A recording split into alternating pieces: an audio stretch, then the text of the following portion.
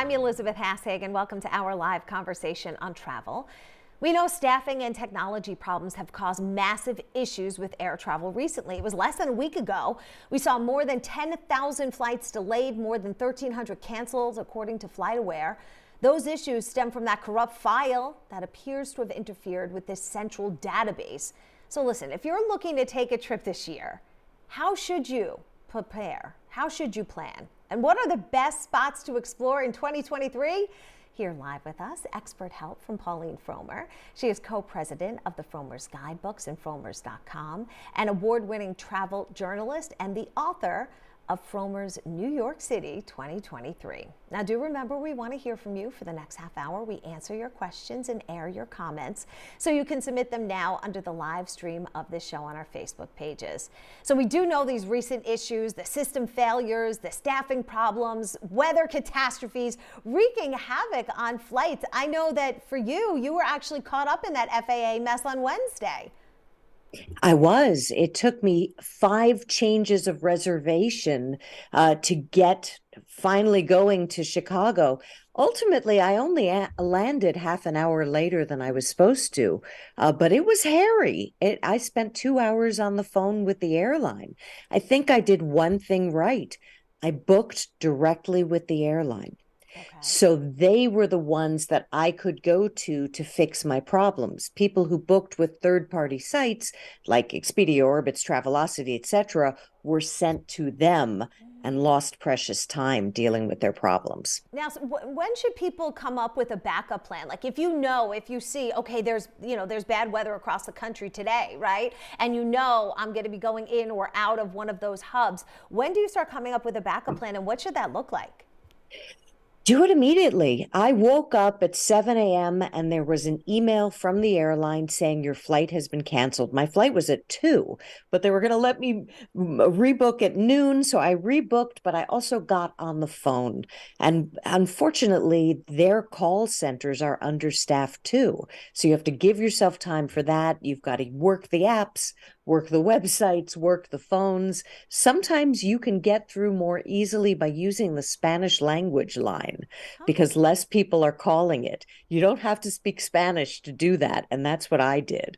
But even with that, it took me a long time to get through because it was the first time since 9/11 that the entire U.S. airspace was closed. It was a crazy situation.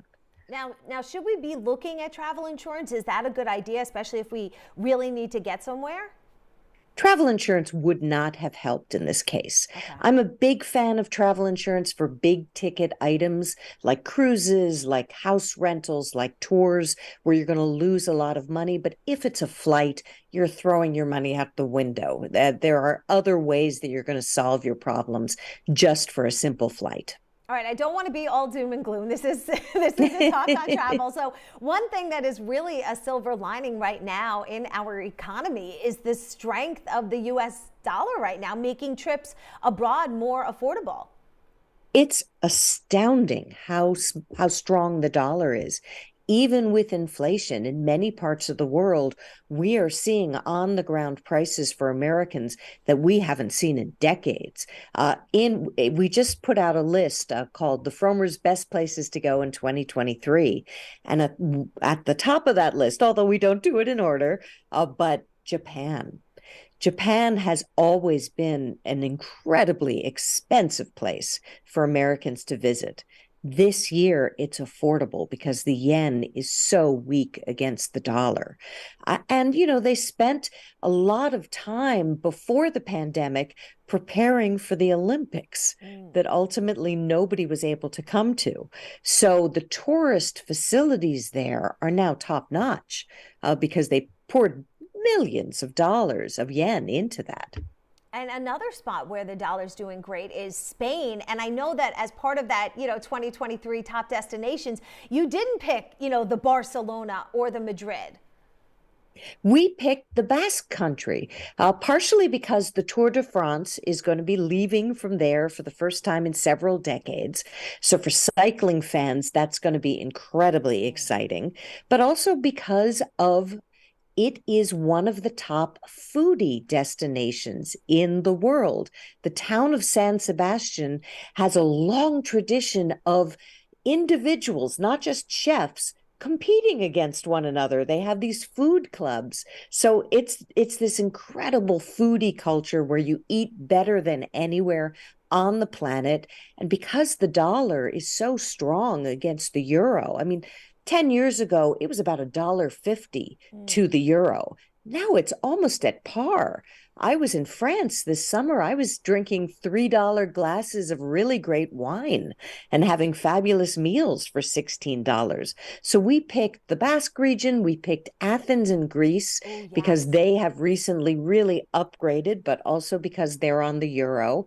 And we picked the Maratea coast of Italy. Mm. The Maratea coast is exactly like the Amalfi Coast. Gorgeous seaside views, winding roads, ancient towns, gorgeous churches, fabulous beaches, but only Italians go there. So you have a fraction of the number of tourists at a fraction of the price. So if you want to have the Amalfi Coast experience, and the Amalfi Coast has gotten so overloved that they are now only allowing people with certain license plate numbers to drive each day. So you have to have an odd number one day and even number the other day. Wow. So it's craziness, especially for somebody renting a car. So ditch the Amalfi Coast, instead go to the Maratea Coast. They'll be surprised to see you since you're an American, but you'll have as good a time. It's a spectacular area of Italy that only Italians know about. I love that idea. And also, if we want to go to the Caribbean, you chose, or Fromage chose the Virgin Islands. Yeah, everything pre-pandemic feels like it was in the ancient past, but it wasn't that long ago that the Virgin Islands were decimated by two hurricanes in a row. Lots of the islands were just flattened. So they've rebuilt. They're now fully open for business. They're thrilled to have you there.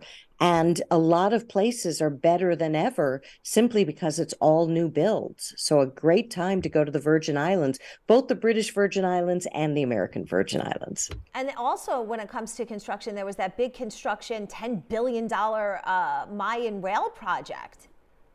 That is about to start on the Mayan Riviera, which is basically the Yucatan Peninsula. Mm. They're going to have high speed rail very soon. They're also building a new airport. So we think that this already very much loved destination is soon going to be swamped with visitors. So we're telling people this is the year to go before those things are in place. But isn't that amazing? Mexico gets high speed rail before Right. we do. And one of those things that's really, I guess, contingent on the year being 2023 is heading to this Western Australian, 50,000 people expected to be, diving there. Yes, well, it's people are going to far Western Australia. It's an area called Exmouth because you are going to be able to see the full eclipse there. It's going to be one of the few places on planet Earth to do that. But it's also one of the places that the whale sharks go. The whale sharks are the largest fish on the planet. I've actually swum with them. They're the size of buses, Really? but they're only sharks in name. They're actually filter feeders, so they can't bite you. And it's this extraordinary experience to swim with them or to snorkel with them, and that you can do in Western Australia. So is this one of those things where you fly into Sydney and then you're taking another trip once you land? Yeah, you fly into Sydney, and I always recommend getting the Qantas Air Pass, Mm. which allows you to hop all over Australia for one low price. It's such a massive continent that you really do need to fly places, and this pass allows you a lot of flexibility. Okay, so that's a great idea.